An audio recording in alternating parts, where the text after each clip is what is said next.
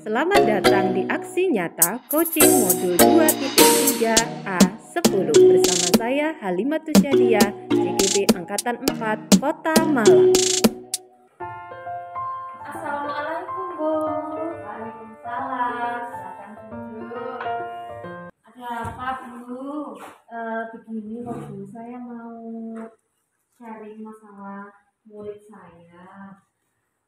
Salah satu murid saya itu mengalami yang namanya dia tuh kayak susah menerima pembelajaran setiap hari seperti itu. Terus kira-kira apa yang harus saya lakukan untuk biar dia bisa sama seperti teman-temannya?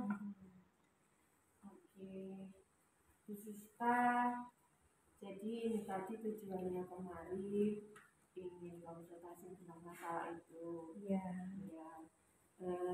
Gini Bu Siska, punya berapa murid? Murid saya ada 29 murid. 29 murid. Nah, dari 29 murid itu apakah Bu Siska mengalami kesulitan untuk semuanya, untuk semua siswa, atau hanya beberapa saja? Hanya beberapa saja. Oke. Nah, kemudian hanya beberapa dari anak-anak tersebut ya. Kalau menurut Bu Siska sendiri punya kompetensi apa saja untuk bisa menggerakkan semua siswa ini? Untuk saat ini, Bu Siska memiliki kompetensi apa? Kemampuan apa saja yang mungkin disukai oleh anak-anak, yang Bu Siska harusnya begini, harus begini, itu apa coba Bu Siska? Apa yang dipunya Bu Siska?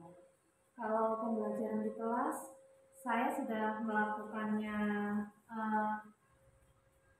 dengan cara bervariatif ya, jadi nggak hanya saya menerangkan saja, tapi biasanya juga dengan game, seperti itu.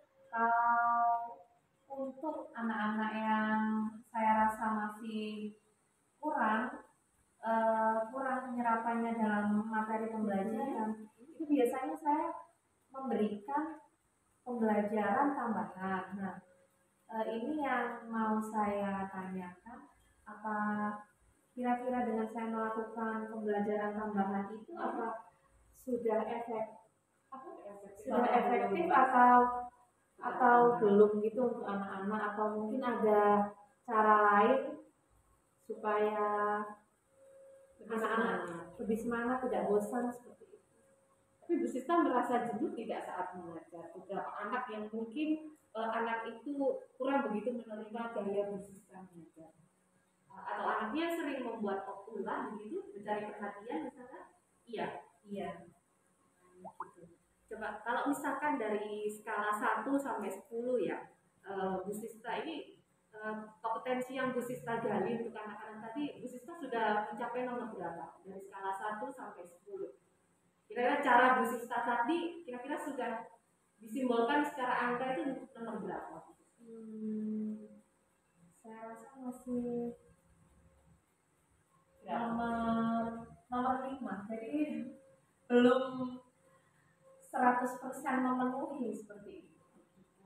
Jadi Bu Siska menganggap bahwa kompetensi dan cara-cara yang Bu Siska gunakan itu ya sudah di angka 5 ya. Iya. Nah, kemudian coba dari angka 5 tersebut berarti kan pasti ada kekuatan yang bisa menarik anak-anak tadi. Bu Siska tadi mengatakan bahwa Bu Siska memodifikasi pembelajaran, belajar, ada games ya, terus kemudian ada berperan. Apakah Bu Siska juga menggunakan bantuan IT misalkan dengan proyektor gitu? Pernah nggak Bu Siska? Karena kebetulan di kelas saya belum tersedia proyektor, jadi selama ini saya belum menggunakan cara itu. Iya. Berarti ada beberapa sarana yang belum Bu Siska gunakan ya. Iya. Saya rasa kalau di sini kayaknya ada kan Bu ya. Iya. Tapi di kelas Bu Siska belum tersedia. Nah, coba berarti mungkin itu satu hambatan. Mungkin ada hambatan lain Bu Siska selain dari anak-anak yang kurang begitu menarik dengan gaya mengajar Bu Siska? Mungkin dari ada nggak dari orang tua yang pernah protes ke Bu Siska gaya belajarnya kok begini-begini aja Bu, atau eh, PR-nya mungkin terlalu banyak, atau malah justru tidak diberi PR, ada nggak Ibu? Kalau dari orang tua mungkin karena PR-nya terlalu banyak, mereka bekerja dan anak-anak itu untuk anak kelas 2 SD belum bisa untuk mengerjakan secara mandiri seperti itu. Oke, PR ya. Kalau Bu Siska setiap harinya memberikan PR kepada mereka? Tidak setiap hari, Tapi sering memberikan PR. Sering memberikan PR. Kalau dari PR itu berapa mata pelajaran yang diberikan? Yang saya berikan biasanya hanya muatan matematika, bahasa Indonesia seperti itu. Itu yang lebih sering. Lebih sering. Antara 1 sampai 5 atau 1 sampai 10 soal untuk PR-nya?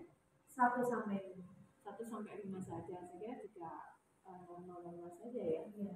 Nah, kemudian dari PR tersebut apakah anak-anak mengerjakan dengan baik gitu, atau mungkin terkendala tidak ada yang mendampingi begitu? Setiap harinya bagaimana Bu? Jadi biasanya misal orang tua yang tidak bekerja bisa mendampingi anaknya, itu nanti sudah kelihatan dari PR-nya bagus, rapi, sempurna. Biasanya juga ada yang didampingi oleh mbak-mbak les seperti itu. Dan untuk anak-anak yang mungkin kurang diperhatikan orang tuanya, pelajaran kamu di sekolah apa hari ini, terus kamu ada PR atau tidak, itu nanti biasanya mengerjakannya asal-asalan. Terus kadang juga ada yang lupa tidak mengerjakan PR. Masih ya, ini kan juga ya. Iya. Nah, kira-kira rencana Bu Sista ini nanti ya, setelah kita banyak bicara, ada beberapa dari Bu Sista yang mungkin tidak kurang menggunakan bantuan IT juga. Mungkin anak-anak kan zaman sekarang ya Bu, kan mereka lebih pasif menggunakan smartphone. Nah, mungkin mereka lebih akses untuk ke IT, ke dunia maya lebih banyak. Mungkin itu yang diinginkan anak-anak, kemungkinan ya. Dan juga kalau dilihat dari Bu Sista mengatakan bahwa PR tidak ada masalah dan lain-lain, sepertinya juga tidak menjadi hambatan ya. Nah, kira-kira dari hal-hal yang sudah kita utarakan ini, Bu Sista punya rencana apa ke depannya untuk supaya anak-anak lebih termotivasi lagi, jadi lebih semangat dengan Bu Sista setiap hari mengajar? Apa rencana Bu Sista? Rencana saya untuk kedepannya mungkin saya akan lebih banyak melakukan pembelajaran dengan media video pembelajaran. Saya rasa itu karena anak-anak itu senang melihat di rumah, katanya mereka senang melihat konten-konten video-video yang di YouTube. Mungkin saya rasa dengan saya menayangkan sebuah video-video di pembelajaran saya, mungkin mereka akan lebih bersemangat, mereka akan lebih antusias lagi dalam pembelajaran. Seperti itu. Gitu ya. Jadi Bu Sista sendiri sudah mulai menemukan nih caranya untuk bisa membuat strategi baru untuk anak-anak. Iya. Nah, kira-kira dari video pembelajaran tersebut, apakah Bu Sista akan membuat sendiri atau mengambil konten dari kreator lain di YouTube misalkan, atau dimodifikasi? Bagaimana rencana Bu Sista? Mungkin sesekali saya akan menggunakan konten dari kreator lain, sesekali saya juga akan membuat video saya sendiri, dan juga video mix dari saya ketika saya mungkin video mix dari saya menjelaskan pembelajaran saya diselingi dengan video-video lain seperti itu. Oke, bagus, berarti strategi Bu Sista. Nah, kira-kira siapa nih di sekolah yang kira-kira bisa membantu Bu Sista untuk membuat video kreatif pembelajaran? Mungkin siapa yang kira-kira akan Ibu minta untuk rekan sejawat membantu Bu Sista untuk membuat video tersebut? Kira-kira siapa itu yang biasanya di sini? Atau ada Bu Khalida atau ada Pak Faisal gitu? Mungkin nanti saya akan meminta bantuan ke Pak Faisal, ke Bu Firna, gitu. Ya, seperti itu. Iya sih, saya rasa juga mungkin mereka juga bisa membantu. Iya. Pembelajaran dari guru-guru yang lain. Iya. Nah, bagus juga. Berarti di sini Bu Sista sudah mulai tahu ya gimana caranya menyelesaikan masalah Bu Sista ini. Nah, kira-kira Bu Sista kapan nih akan mungkin sekedar ngobrol dengan Pak Faisal atau dengan Bu Firna untuk merencanakan pembuatan video ini kapan kira-kira Bu? Apakah besok atau lusa atau masih bulan depan? Mungkin setelah ini saya dari sini saya akan langsung membuat perencanaan seperti apa. Oh, saya bicara dulu. Setelah itu mungkin kami akan membuat perencanaan seperti apa itu nanti. Jadi biar ya semua cepat berproses seperti ini. Kira-kira Bu Sista akan melakukan untuk semua mata pelajaran per mata pelajaran atau tetap bermuatan tema? Kira-kira Bu Sista ingin menguasai yang mana? Tetap bermuatan tema, tapi di dalam situ nanti akan ada penjelasan-penjelasan per mata pelajaran. Iya, jadi misal hari ini matematika kita membahas tentang pecahan. Jadi nanti ada video yang menayangkan tentang itu. Kemudian misal sekarang materi saya bahasa Indonesia itu kan diintegrasikan gitu ya. Iya. Jadi ada literasi dan Iya. ada literasinya. Iya. Oke, seperti itu Bu Sista. Nah, begini Bu Sista ada komitmen untuk menjalankan rencana Bu Sista ini? Harus komitmen. Oke. Bu Sista berani mempertanggungjawabkan ini kepada kepala sekolah? Berani ya? Berani. Harus berani.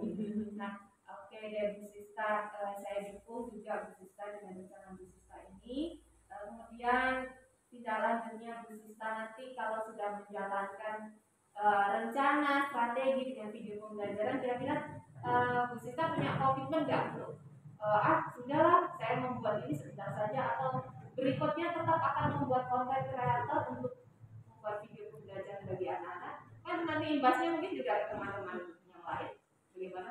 Insya Allah akan tetap melanjutkan kalau misalnya itu nanti dirasa ada perkembangan yang baik untuk anak-anak, berarti saya harus melanjutkan dan membuat konten-konten yang lebih menarik lagi. Saya dukung deh. Oke, Bu Sista terima kasih sekali dan Bu Sista sudah bisa menemukan sendiri dari masalahnya apa sampai rencana strateginya juga sudah Bu Sista ungkapkan.